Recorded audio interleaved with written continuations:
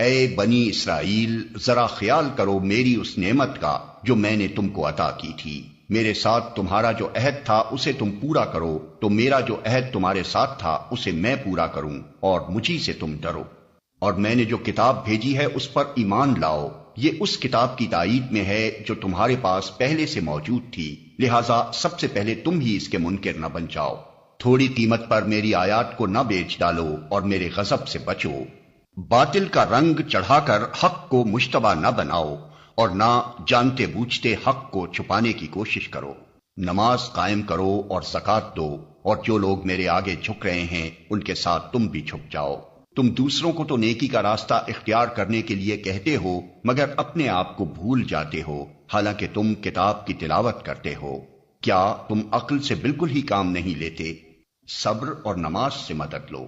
بے شک نماز ایک سخت مشکل کام ہے، مگر ان فرما بردار بندوں کے لیے مشکل نہیں ہے جو سمجھتے ہیں کہ آخر کار انہیں اپنے رب سے ملنا اور اسی کی طرف پلٹ کر جانا ہے۔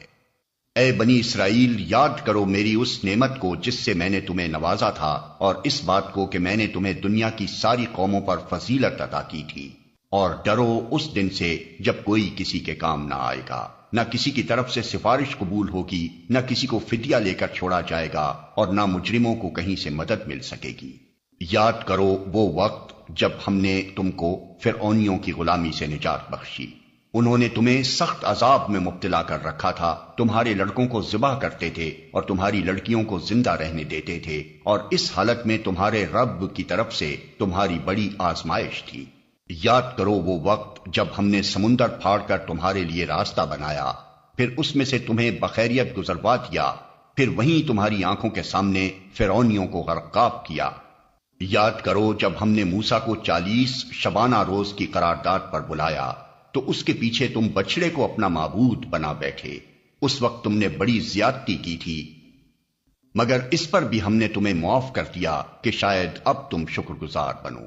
یاد کرو کہ ٹھیک اس وقت جب تم یہ ظلم کر رہے تھے، ہم نے موسیٰ کو کتاب اور فرقان عطا کی تاکہ تم اس کے ذریعے سے سیدھا راستہ پا سکو۔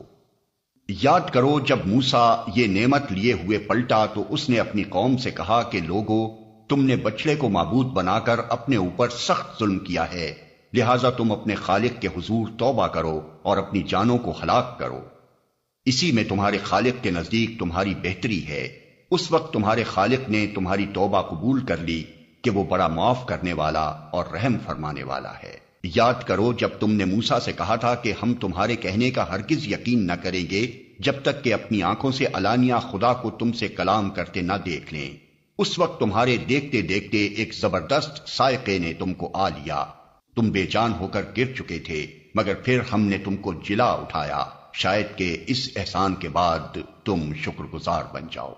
ہم نے تم پر ابر کا سایہ کیا، من و سلوہ کی غذا تمہارے لیے فراہم کی، اور تم سے کہا کہ جو پاک چیزیں ہم نے تمہیں بخشی ہیں انہیں کھاؤ، مگر تمہارے اسلاف نے جو کچھ کیا وہ ہم پر ظلم نہ تھا بلکہ انہوں نے آپ اپنے ہی اوپر ظلم کیا۔ پھر یاد کرو جب ہم نے کہا تھا کہ یہ بستی جو تمہارے سامنے ہے اس میں داخل ہو جاؤ، اس کی پیداوار جس طرح چاہو مزے سے کھاؤ، مگر بستی کے دروازے میں سجدہ ریز ہوتے ہوئے داخل ہونا اور کہتے جانا حطۃ حطۃ۔ ہم تمہاری خطاؤں سے درگزر کریں گے اور نیکوکاروں کو مزید فضل و کرم سے نوازیں گے۔ مگر جو بات کہی گئی تھی ظالموں نے اسے بدل کر کچھ اور کر دیا۔